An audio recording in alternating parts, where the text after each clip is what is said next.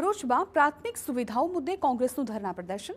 Jambusar bypass ચોકડી વિસ્તારમાં રસ્તા બિસ્માર હાલતમાં। ટ્રાફિક અને પાણીની ભરાવાની સમસ્યાને લઈ કોંગ્રેસનો વિરોધ। રોડના સમારકામ અને ડ્રેનેજ સમસ્યાના કાયમી ઉકેલની માંગ। શહેરના પશ્ચિમ વિસ્તાર સાથે ઓરમાયું વર્તન કરવાનો આરોપ। પોલીસે ઘટના સ્થળ પર પહોંચી કોંગ્રેસના કાર્યકરોની કરી છે અટકાયત। સમસ્યાનું નિરાકરણ નહીં આવે તો કોંગ્રેસની ઉગ્ર આંદોલનની ચીમકી।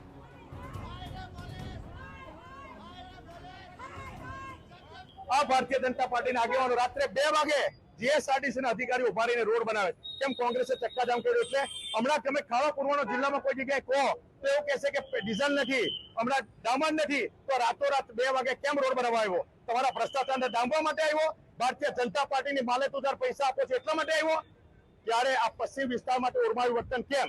તમે બીજા બ્રિજ નીચે બીજા વિસ્તારોમાં તમે બ્રિજ નીચે સુશોભન કરો છે અને પશ્ચિમ વિસ્તાર જે ભરૂચનો મુખ છે સિટીમાં આવવાનું એની સાથે હંમેશા ઓરમાયું વર્તન કરે છે।